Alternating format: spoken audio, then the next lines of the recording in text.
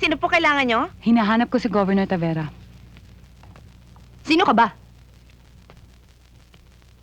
Ikaw ba ang anak niya?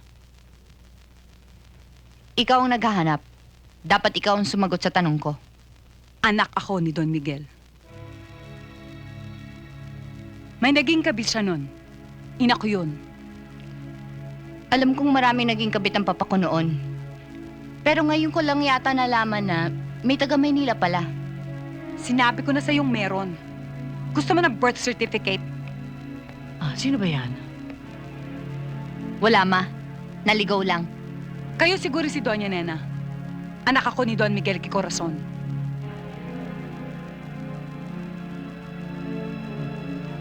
Anong kailangan?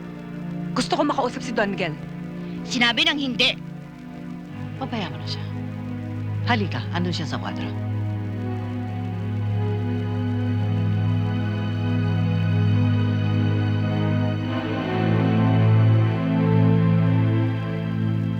Dito sa mundo, may kanya-kanyang papel tayong ginagampanan.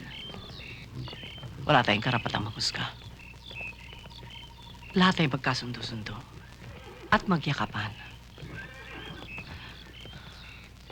Sinong bastarda? Sinong anak na legal?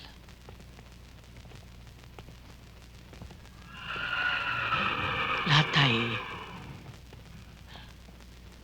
anak ng Diyos.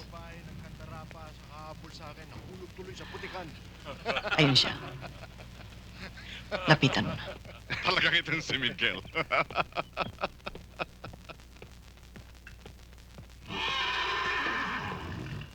Magandang hapon ho. Magandang hapon, ho, Doña Magandang Nena. hapon naman. Oh, Nena, Pasensya ka na, Ihat. Dito na lang kita pinapunta. may bisita kaya. Alam mo kasi, paminsan-minsan ko na lang maharap itong mga kabayo ko eh. Eto nga't, hanggang dito binabantayan ako ng doktor ko at nurse ko eh. Alam mo kasi, mahirap nang tumatanda. Pati nga si Monsignor eh. Si Monsignor nandito rin. Para kung sakali may mangyayari sa akin, secure na nga naman ako sa langit. Di ba, Monsignor? Ito si Miguel. Oh, asan yung mga papeles na pipirmahan ko? Ho? Hindi ba ikaw yung teacher na humihingi ng endorsement? Hindi Para ho. doon sa itatayo nilang playground? Hindi ho ako. Ba? Eto po.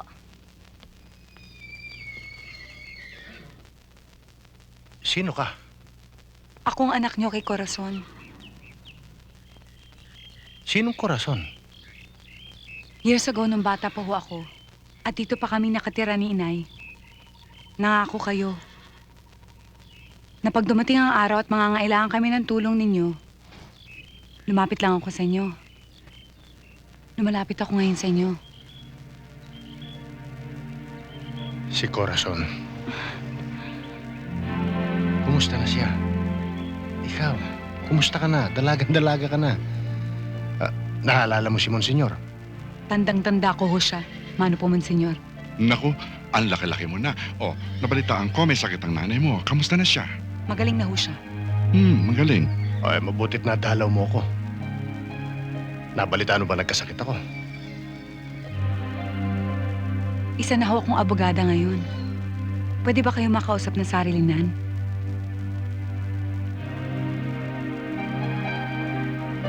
Halika, Monsignor. Sige.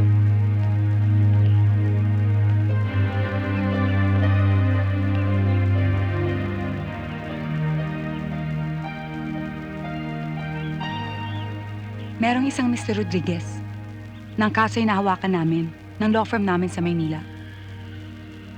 Taga rito siya at may charges siya laban sa isang logging firm dito. Ni-request ko na mai-assign ako dito dahil taga rito rin ako. Gusto mong tulungan kita sa kaso mo sa kanya. Gamitin ko ang impluensya ko. Hindi ho. Kaya ko na ho yun. Iba ho yung gusto kong tulong sa inyo. I-set up niyo ako. Gusto ko sanang kumandidato bilang mayor ng bayang ito.